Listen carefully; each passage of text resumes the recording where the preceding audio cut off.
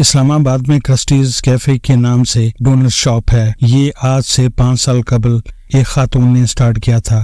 اس نے کوسار مارکیٹ کی دکان میں چھوٹی سی کافی شاپ بنائی۔ کاروبار چل پڑا تو بیٹے نے بھی اسے جوائن کر لیا۔ سیل میں اضافہ ہوا تو دوسرا اور تیسرا بیٹا بھی آ گیا۔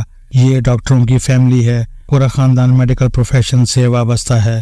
یہ لوگ میڈیکل لائن چھوڑ کر ڈونٹس کے کاروبار میں آ گئے اور دن دگنی اور رات چگنی ترقی کرنے لگے۔ اسلام آباد میں اس وقت ان کی 7 برانچز ہیں۔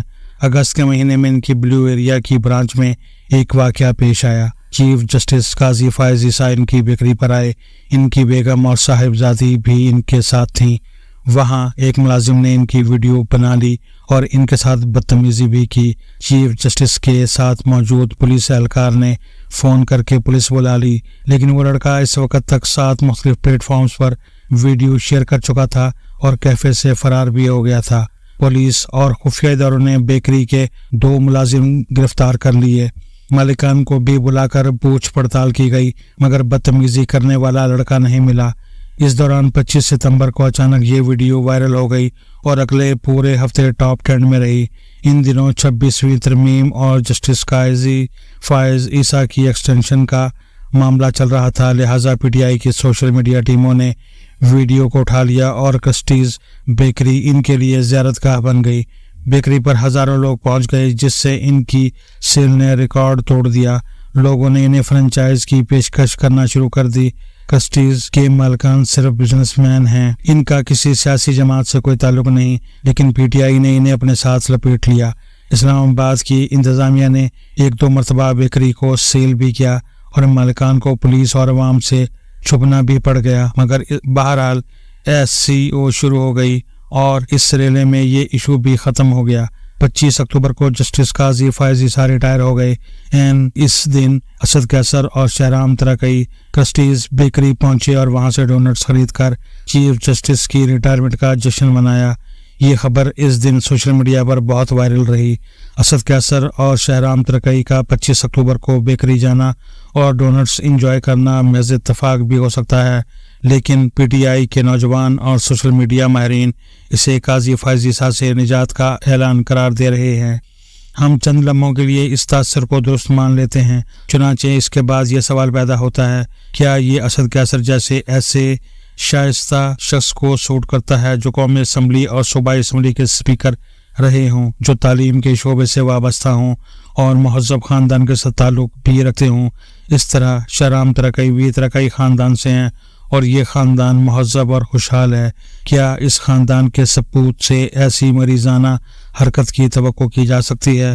اس طرح چیف جسٹس کی ریٹائرمنٹ پر 2 یوٹیوبرز اور صحافیوں نے بھی ان کے ساتھ جو سلوک کیا اور چند بزرگ وکلاء نے بھی ان کے ساتھ جو کیا، یہ ٹرینڈ بھی درست ہے۔ بے شک سرکاری عہدوں پر بیٹھے لوگوں کے زیادہ تر فیصلے متنازع ہوتے ہیں۔ ان فیصلوں سے کسی اور کو فائدہ اور کسی کو نقصان ہوتا ہے۔ ہم میں سے کوئی شخص خدا نہیں جس کا ہر فیصلہ حرف آخر اور درست ہوگا۔ ہم سب انسان ہیں اور انسان اپنے محدود علم اور تھوڑے سے تجربے کی بنیاد پر فیصلے کرتا ہے اور ان فیصلوں کے غلط ہونے کا 100% امکان ہوتا ہے، لیکن کیا اس کا مطلب یہ ہے کہ ہم اس شخصیت یا اس عہدے کو بے عزت کر دیں، ہم اسے بے توقیر کر دیں؟ پاکستان میں بدقسمتی سے پچھلے 5 صدر، 5 وزیر اعظم، 5 چیف جسٹس اور 5 آرمی چیف بے توقیر ہو کر ریٹائر ہوئے ہیں۔ ہم نے کسی کو عزت کے ساتھ ریٹائر ہونے دیا اور نہ رخصت کیا۔ آپ صدر رفیق احمد تارڑ کو لے لیجئے۔ جنرل مشرف نے انہیں ایوان صدر سے اس طرح رخصت کیا تھا کہ وہ دوست سے گاڑی مانگ کر ایوان صدر سے لاہور گئے تھے، اور حکومت نے 2014 تک انہیں سرکاری مراد دی تھیں اور نہ سرکاری رہائش گاہ۔ جنرل مشرف کو بھی ذلیل کر کے رخصت کیا گیا اور ان کی باقی زندگی ملک سے باہر گزری۔ صدر آصف علی زرداری ایوان صدر سے نکل کر جیلوں اور عدالتوں میں دھکے کھاتے رہے۔ صدر ممنون حسین بے عزت ہو کر اسلام آباد سے کراچی گئے۔ صدر عارف الوی کے ساتھ کیا ہوا اور کیا ہو رہا ہے ہم سب جانتے ہیں۔ وزیر اعظم شوکت عزیز فارغ ہوئے تو وہ عدالت اور پولیس کو مطلوب تھے، انہیں فیئر ویل تک نہیں دی گئی۔ وہ وزیر اعظم ہاؤس سے سیدھے ایئرپورٹ گئے اور اس کے بعد کبھی واپس نہیں آئے۔ یوسف رضا گیلانی سپریم کورٹ کے کورٹ نمبر 1 سے فارغ ہوئے۔ راجہ پرویز اشرف بدنامی کی پوٹلی لے کر رخصت ہوئے۔ میاں نواز شریف کے گلے میں پاناما کا ہار ڈال کر رخصت کیا گیا اور اس سے پہلے انہیں سڑکوں اور میڈیا پر ذلیل کیا گیا۔ شاہد خاقان عباسی وزیر اعظم ہاؤس سے اڈیالہ جیل پہنچے اور انہیں وہاں سزائے موت کے سل میں رہنا پڑا۔ عمران خان کو گھسیٹ کر اقتدار سے نکالا گیا اور یہ اس کے بعد آج کل اڈیالہ جیل کی کوٹڑی میں بجلی کی راہ دیکھ رہے ہیں۔ چیف جسٹس افتخار محمد چودھری کے ساتھ بھی کیا ہوا، پھر justice Saqib Nisar, justice Khosa, justice Umar Ata Bandial اور اب جسٹس قاضی فائز عیسیٰ کے ساتھ کیا سلوک ہوا۔ General Musharraf, general Kayani, general Raheel Sharif اور جنرل باجوہ کے ساتھ بھی کیا ہوا، اور اس وقت موجودہ army chief general Asim Munir کے ساتھ سوشل میڈیا پر کیا ہو رہا ہے۔ یہ ٹرینڈز کیا ثابت کر رہے ہیں؟ یہ ثابت کر رہے ہیں ہم نے ملک میں کوئی باعزت عہدہ اور کوئی باعزت شخصیت نہیں چھوڑی، ہم سب کو بے عزت کر رہے ہیں۔ اب سوال یہ ہے کہ اس کا نتیجہ کیا نکلے گا؟ اس کے دو نتائج نکلیں گے۔ کوئی عزت دار شخص کوئی اہم عہدہ قبول نہیں کرے گا۔ دوسرا، ملک کے اہم ترین عہدوں پر صرف وہ لوگ بیٹھیں گے جو ریٹائرمنٹ کے بعد بے عزتی برداشت کر سکیں گے۔ یہ مسئلہ آج کا نہیں، ہم نے بدقسمتی سے قیام پاکستان کے بعد سے اپنے عہدوں اور عہدیداروں کی بے عزتی شروع کر دی تھی۔ قائد اعظم سے لے کر عمران خان تک اور ایوب خان سے لے کر جنرل باجوہ تک اور حسین شہید سہروردی سے لے کر نواز شریف تک ہم نے کسی شخص کی عزت برقرار نہیں رہنے دی۔ چنانچہ آج اس کا یہ نتیجہ نکل رہا ہے، ملک پٹواریوں اور یوتھیوں میں تقسیم ہو چکا ہے۔ پاکستان میں پہلے سنی اور شیعہ اور وہابی اور بریلوی اور مسلم اور غیر مسلم کی فالٹ لائنز تھیں، اور اب یہ یوتھیے اور پٹواریوں تک پھیل چکی ہیں، اور یہ سب ایک دوسرے کی بے عزتی کو اپنا حق سمجھتے ہیں، اور یہ حق روز بروز بڑھتا جا رہا ہے۔ ہمیں اب ہر عہدے پر اپنی مرضی کا عہدیدار چاہیے، اور وہ شخص ہمیں فیور کرتے ہوئے قانون دیکھے، آئین اور نہ ہی کوئی قاعدہ، بس ہمارا قائد فتح یاب ہونا چاہیے۔ جبکہ اس کے مقابلے میں آپ دائیں بائیں دیکھ لیں، بھارت میں لاکھ اختلاف کے باوجود تمام عہدیداروں کو عزت کے ساتھ رخصت کیا جاتا ہے۔ امریکہ، برطانیہ اور یورپی ممالک کو اس معاملے میں بہت آگے ہیں۔ وہاں ڈونلڈ ٹرمپ بھی عزت سے جو بائیڈن کا استقبال کرتا ہے، اور جو بائیڈن عزت کے ساتھ ڈونلڈ ٹرمپ کو گاڑی میں بٹھا کر رخصت کرتا ہے۔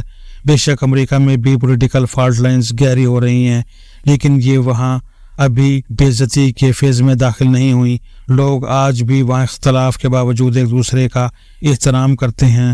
لوگ کیفے میں داخل ہوتے ہیں تو مخالفین اپنے ہیٹ اتار کر سائڈ پر رکھ دیتے ہیں۔ میں ہرگز نہیں کہتا ہمیں چند برسوں میں امریکہ، یورپ، جاپان یا چین بن جانا چاہیے، لیکن ہم کم از کم نفرت کنٹرول کر کے اور عزت میں اضافہ کر کے ملک میں سکون ضرور پیدا کر سکتے ہیں۔ ماہرین کہتے ہیں انسان میں عزت سے شائستگی پیدا ہوتی ہے، شائستگی سے تہذیب آتی ہے، تہذیب سے سکون اور اطمینان آتا ہے، اطمینان سے معاشرے میں استحکام پیدا ہوتا ہے، اور استحکام سے خوشحالی آتی ہے۔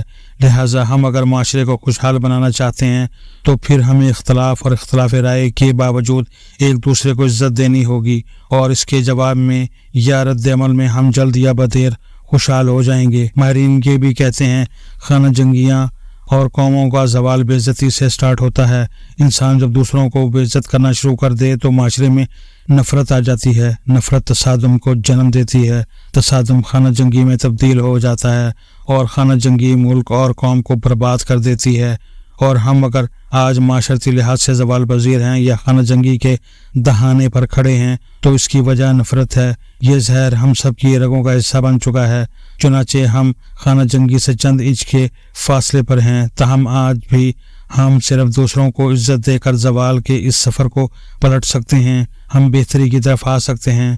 میرا دعویٰ ہے آپ آج سے دوسروں کو اختلاف کے باوجود عزت دینا شروع کر دیں، آپ کو نتائج حیران کر دیں گے۔ آپ اس کے برعکس آج سے اپنے بیٹے یا والد کی بے عزتی شروع کر دیں، اور آپ اس کے بعد نتیجہ دیکھ لیجئے گا، بیٹا والد کے خلاف ہو جائے گا۔ عزت کا ٹول خوشحالی اور استحکام کے لیے لازم ہے، اور ہمارے ملک میں یہ لازمی حصہ ختم ہو چکا ہے، اور ہم جب تک اسے واپس نہیں لائیں گے یہ معاشرہ اس وقت تک ترستا رہے گا۔